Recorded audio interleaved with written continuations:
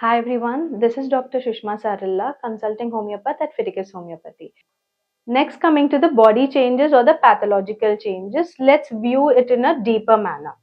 As you can see, we have a hair shaft or a hair follicle, and surrounding it we have keratinocytes, and then we have sebum here, sebaceous gland here. So what happens on an everyday basis is that the sebaceous gland secretes sebum. This sebum along with the dead keratinocytes is moved upwards to the epidermis. What this sebum does is it builds the acid mantle which helps in protecting our skin from the direct sun rays. Okay, what happens if there are any causes or the risk factors as we have discussed before? What happens is that the sebum production is increased. As you can see, the sebum production is increased and the keratinocytes are clogged inside, leading to a clogged pore.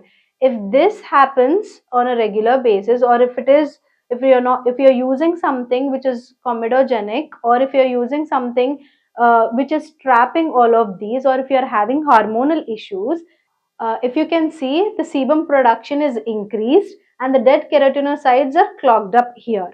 So what happens next? What happens is that the bacteria which are usually present on the surface of the skin will get into the hair follicle and they will start proliferating or increasing. These bacteria will start increasing and then they will release something called as inflammatory mediators. This inflammatory mediators will call help for our white blood cells. When the white blood cells come in, a lot of pus is seen. So in this stage, you can see a whitehead or a blackhead, and if it furthermore increases, then you can see a pustule or a papule. And then if it breaks out, this sebum or the exudate from the white blood cells is taken out in the form of pus, that is called as a pustule. And even if that is continuing on a longer run, we can see the appearance of nodules which are much more painful, and even we can see the appearance of cysts which are also painful. I hope you have understood the bodily changes that are happening in the acne. Then coming to the types of acne. See, while you're viewing this video, if you're suffering from acne and you don't know what type of acne you're suffering from, when you're viewing this, you can understand what type of acne and what type of treatment you need to take.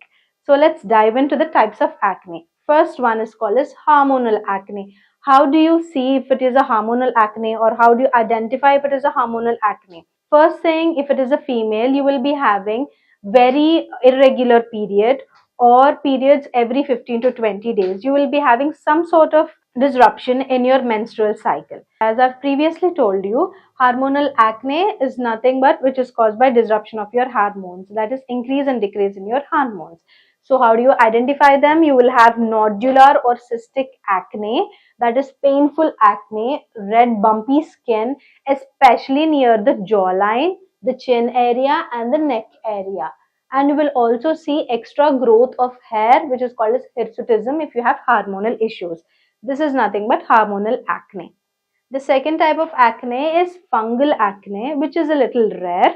You will see fungal acne when you don't wash your face regularly, or if you're exercising, you sweat a lot and you don't wash your face after exercise, you stay with that sweat on your face, it can lead to fungal acne. So fungal acne is usually caused by yeast, and then proliferation of that yeast will cause fungal acne. How do you identify this fungal acne? You will have small bumps along this forehead area.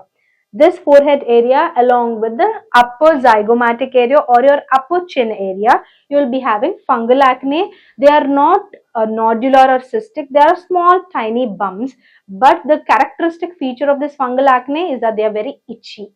Then is acne mechanica. This is the second part of your exercise acne, wherein you sweat a lot. Like for example, you're wearing your bike helmet for a longer period of time.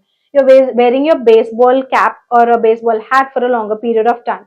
You're wearing straps for a longer period of time, or compressions, something with your t-shirt.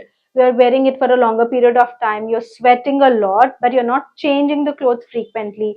You're not changing your hat frequently, or you're not cleaning them properly. Then you develop something called as acne mechanica. It's because you have a lot of sweat and irritation that happens near this area or the area which is having compressions, that area will start reacting and getting irritated, which leads into tiny small papules. So red color bumpy papules or bumpy skin can be seen near especially the forehead area, and also if you wear compressions for a longer period of time, you can see it even here also near the forearm. And then acne cosmetica. This is more frequent and much regular in our clinic these days because people are using a lot of cosmetics.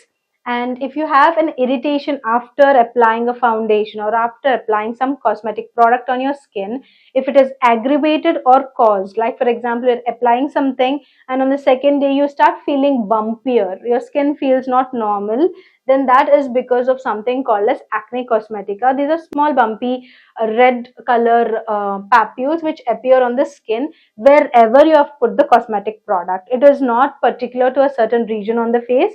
Usual presentation would be on the cheeks area because you put a lot of blush, you put a lot of foundation and concealer on this area. This area will get irritated and then you will develop something called as acne cosmetica, which usually subsides after decrease in use of your cosmetics, or if it is proliferating into nodular, you will need treatment for it. Then this is called acne conglobata, which is the severe form of acne. In whom do you see this? You see this in people who are trying to build a lot of muscle and take steroids. They take testosterone and then this develops. This is nothing but acne conglobata, where you have severe cysts, as you can see, and nodular growth as well. And this cysts and nodules are connected internally, leading to a pus-filled dermis. Or you can see that if you palpate it or if you touch it, you can feel that the pus is moving and it is internally connected with each and every cyst on your face.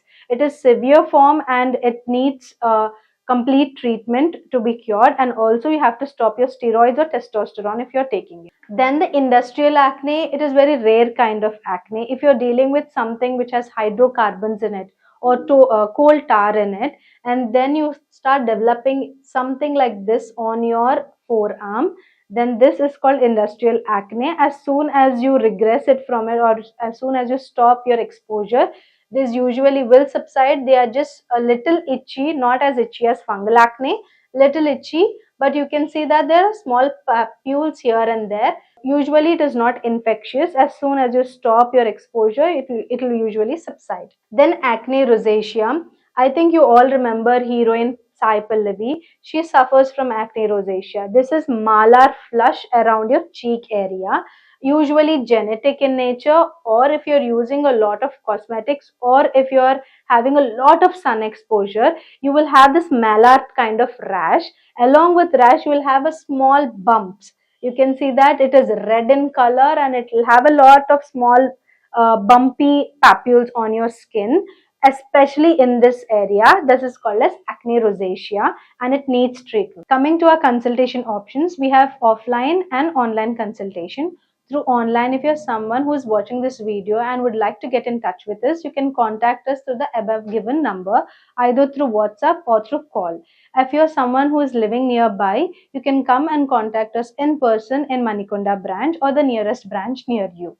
And the online consultation, we do audio as well as video depending on the availability and the time slot. After you had a chat with us and you're okay with the medication after the investigations and all of that stuff, if you want medications, we will send it to you. If it is in India, all over India, the shipping will take 3 days. If it is in US, it will take 4 days. If it is in any country other than US, it might take 5 to 6 business days.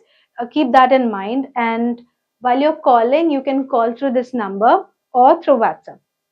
And why do you want to opt for Fidicus? It is because of the highest rates of success that people have seen.